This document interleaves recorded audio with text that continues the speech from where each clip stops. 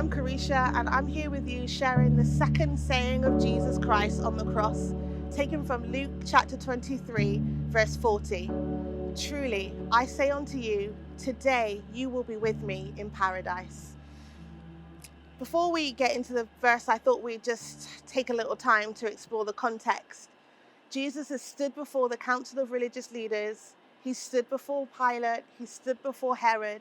He stood before a crowd that's demanded his execution. And here we are, finally. Verse 40, Jesus is on the cross. As we read through the 23rd chapter of Luke, for me, what is abundantly clear is Jesus' innocence. Pilate himself repeatedly declared, I find no guilt in him worthy of death. Herod also found him guilty. Yet the Son of Man, he who knew no sin, had to die this excruciating death. But he wasn't alone. He was crucified with two other criminals. And it's here that we meet a criminal who's really interesting to me. He's a criminal. He knew he was guilty and he knew he was deserving of death. And yet here he was, hanging on a cross next to Jesus, the man of innocence. But not only was this criminal aware of his own sin, his own guilt, and his worthiness of death, but he was also aware of who Jesus was. He knew Jesus was innocent. He knew Jesus was someone who was sent from God. And it's at this point that he made the most humble of requests. He asked, Jesus, will you remember me? It's what Jesus says next that really kind of confounds me a little bit. I find it a little bit confusing. Jesus says to him, truly, I say to you, you will be with me in paradise. I don't know about you, but it kind of messes with my theology. I'm not quite sure what it means. Is the criminal with Jesus now? Will he be with him after the resurrection? There's so many questions.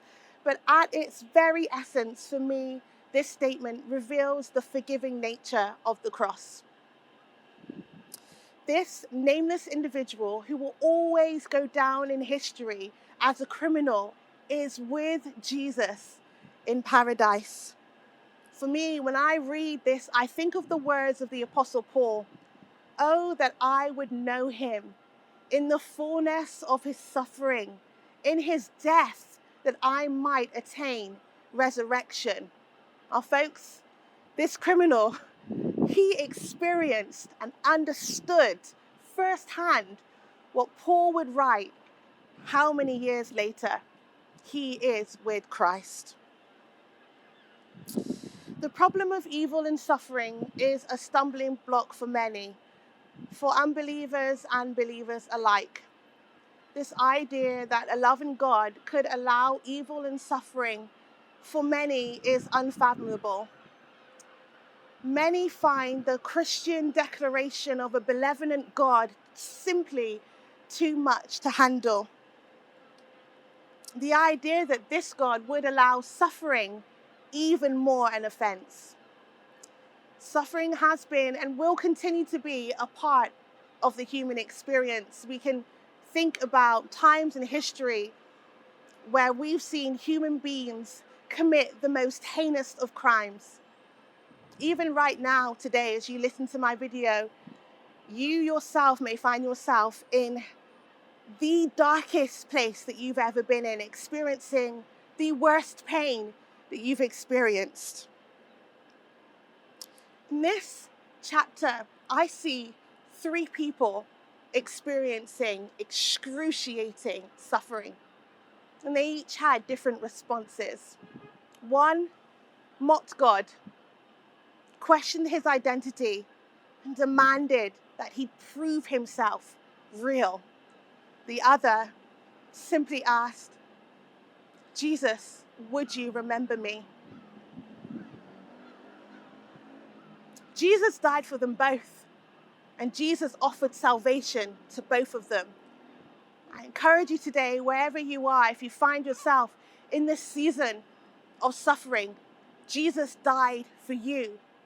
And also encourage you, if you can, just muster up the smallest of strength and help and ask Jesus, rather, to remember you. Funny thing is that if Jesus were to take our stance on suffering, he would have every reason to be very offended with the Father. He recognized that this was a cost worthy of his life.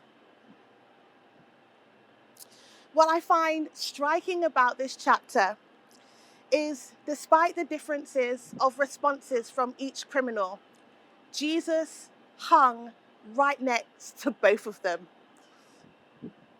Jesus suffered with them. If you're suffering right now, I want to let you know that Jesus suffers with you. And finally, I'd have to end with bringing to you an eternal perspective. For me, it's impossible to talk about Easter, the death, burial, and resurrection of Christ, without talking about his return. Truly, I say unto you, you will be with me in paradise. Guys, one day we are literally going to look Jesus in the eye and see him face to face. And that little verse, Luke chapter 23, verse 40, wouldn't just be something that we've read, but it will be our reality. We will be with him in paradise. So on that note, we say, come quickly, Lord. Thank you.